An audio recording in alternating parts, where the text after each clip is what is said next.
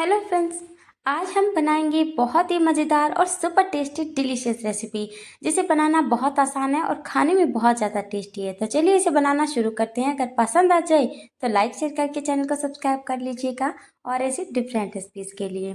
तो इसे बनाने के लिए सीधे ही हमने यहाँ पे एक कढ़ाई में ऑयल गर्म कर लिया है। लगभग 2 चम्मच के करीब ऑयल डाला है और आधा चम्मच यहाँ पे जीरा डाला है। जीरा अच्छे से चटक गया है तो हमने यहाँ पे आधा चम्मच के करीब डाली है सूखी कुटी हुई लाल मिर्च। और इसके बाद तुरंत ही हम डाल देंगे इसमें 1/4 कप के लगभग मक्के का आटा।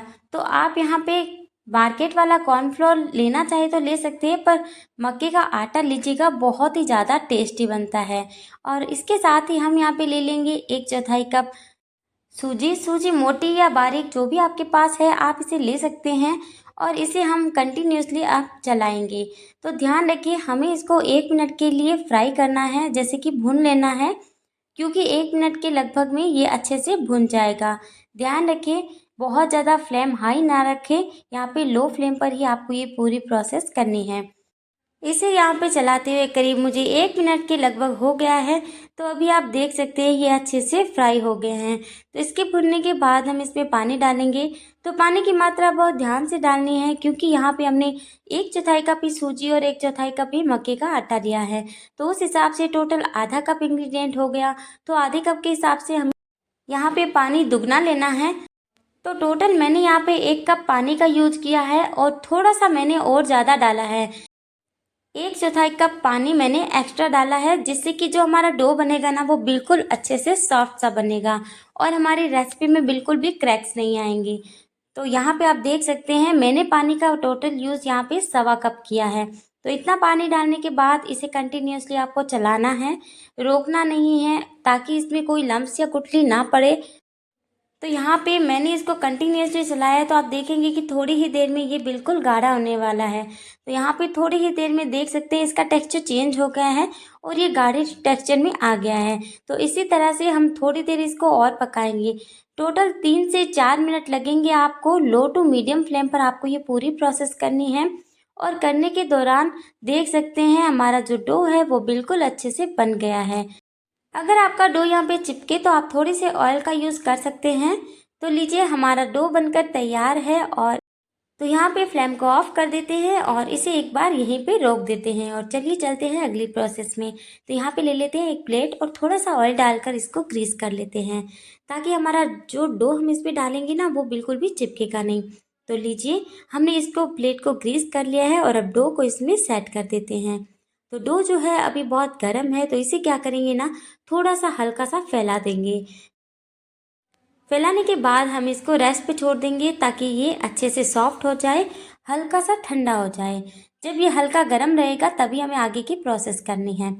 तो चलिए इसको यहाँ पे ढक्कन लगा के रख देते हैं, जिससे कि ये और ज़्यादा सेट हो जाएगा। तो चलिए तब तक अगली प्रोसेस कर लेते हैं। यहाँ पे हम बना लेते हैं अपनी चटपटी सी चटनी, जिसे नाश्ते के साथ हमें सर्व करनी है। तो इसे बनाने के लिए मैंने यहाँ पे मूंगफली के दाने लिए हैं, जिनको मैंने रोस्ट करके इसका छिलका निकाल दिया है। और जितनी क्वांटिटी में आपको बनाना है उस हिसाब से आप इंग्रेडिएंट इसमें यूज़ कर सकते हैं। अब डालेंगे यहाँ पे 1 छोटी कटोरी कद्दूकस किया हुआ सूखा नारियल। आप यहाँ पे डेसिकेटेड कोकोनट ले सकते हैं या फिर गीले नारियल का यूज़ भी कर सकते हैं, यानी कच्चा नारियल। और यहाँ पे डाल देंगे 2 हरी मिर्च तीखे के लिए और डालेंगे आधी कटोरी दही। और इसी के साथ हम यहाँ पे डालेंगे पानी। तो पानी मैं यहाँ पे डाल रही हूँ, आधी कटोरी दही लिया है तो आधी कटोरी इसमें यहाँ पे पानी डालेंगे। तो इससे क्या है ना, ये पूरा मेंटेन रहेगा। अब यहाँ पे टेस्ट के अकॉर्डिंग नमक डाल देंगे और साथ ही में यहाँ हल्का सा मीठा फ्लेवर लाने के लिए यहाँ पे 1 छोटा चम्मच डाल देंगे चीनी और इसे ग्राइंड कर लेंगे। ग्राइंड करने के बाद हमारी ये जो चटनी है आप देख सकते हैं अच्छे से पिस गई है। तो मैंने यहाँ पे चटनी को थोड़ा पतला रखा है, क्योंकि जब ये पड़ी रहती है ना तो थोड़ी ये गाढ़ी हो जाती है। मूंगफली के दाने भी क्या है ना, सोक कर लेते हैं मॉइस्चर को। तो चलिए अब इसमें एक तड़का लगाते हैं। तो तड़के के लिए मैंने ऑयल गरम कर लिया है और आधा चम्मच यहाँ पे डाला है मैंने मस्टर्ड सीड्स और आधा चम्मच ही मैंने यहाँ पे लिया है सफ़ेद वाले तिल।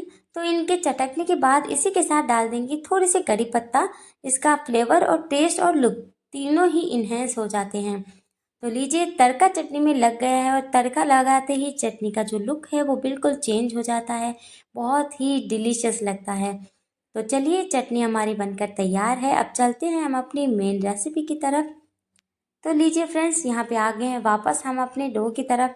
तो यहाँ पे डो जो है हल्का ठंडा हो गया और आप देख सकते हैं थोड़ा ड्राई भी हो गया है, क्योंकि जब क्या है ना ये डो इस तरह से बनाकर हम रखते हैं ना तो थोड़ा ड्राई हो जाता है। इसीलिए मैंने आपको बोला था कि थोड़ा सा आप सॉफ्ट डो लगाए यहाँ पे, जिससे कि बाद में जब हम रेसिपी बनाएंगे ना तो बिल्कुल भी इसमें क्रैक्स नहीं आएंगे। अब जो डो है ना इसको आप 2 से 3 मिनट के लिए इसी तरह से अच्छे से मसल लीजिए।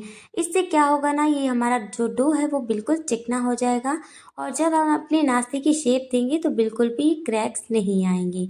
तो लीजिए डो हमारा सेट है। तो अब यहाँ चकला या चॉपिंग बोर्ड ले लेंगे, उस पर थोड़ा सा ऑयल लगाकर उसको ग्रीस कर लेंगे और हमारा जो डो है वो उसके ऊपर रख देंगे। तो देख सकते हैं इस तरह से आप डो को फैलाते हुए इसको शेप दे दीजिए। जिस तरह की शेप आपको पसंद है उस हिसाब से आप डो को सेट कर लीजिए। तो मुझे यहाँ पे नाश्ते को चौकोर बनाना है तो मैं इसको इसी तरह से सेट करने वाली हूँ। तो लीजिए हमारा डो जो है वो सेट हो गया है। तो अभी क्या करेंगे ना, इसको कट करेंगे। पहले इसके चारों कोनों को हम बराबर कर लेते हैं जिससे कि नाश्ते का बहुत ही परफेक्ट लुक आ जाए। तो लीजिए इसको मैंने कट कर लिया है और इसी तरह से हम इसके पीसेस कर लेते हैं। तो मैं इसको छोटे छोटे पीसेस में कट कर रही हूँ। तो देख सकते हैं बहुत ही क्लीन ये कट रहा है, बहुत ईजी कट रहा है, कहीं से भी ये चिपक नहीं रहा है।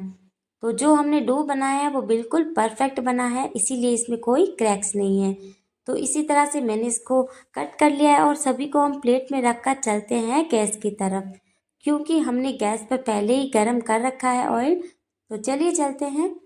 तो यहाँ पे ऑयल जो है मीडियम हाई फ्लेम पर गर्म हो चुका है। तो हम एक एक करके सब पीसेस इसमें डाल देंगे। एक बार में जितने पीसेस आए उतने ही डालिए, ज़्यादा पीसेस ना डालिए वरना ये आपस में चिपक सकते हैं। अगर ये आपस में चिपक गए ना तो फिर शेप बिल्कुल ख़राब हो जाएगी। और ध्यान रखिए फ्लेम को यहाँ पे मीडियम टू हाई रखना है, जिससे कि ये बिल्कुल ही इसमें ना तो क्रैक्स आएंगे और ना ही ये बिल्कुल ऑयली होंगे। अगर आपने लो फ्लेम पर पकाएंगे ना तो बिल्कुल ये क्रैक्स भी आएंगे और ये बिल्कुल ही ऑयली ऑयली हो जाएंगे। तो देखिए इस तरह जब इनमें कलर आने लगे तभी इनको पलटी कीजिए। तो देख सकते हैं फ्रेंड्स ये बिल्कुल अच्छे से पक रहे हैं, ना ही क्रैक्स हैं ना ही ये बिल्कुल ख़राब हुए हैं। तो एक बात का ध्यान रखिए, जब आप इन्हें ऑयल में डालें तो 1 से 1.5 मिनट के लिए बिल्कुल भी इन्हें टच ना करें। उस समय अगर आप इनको टच नहीं करेंगे ना तो ये बिल्कुल भी टूटेंगे नहीं।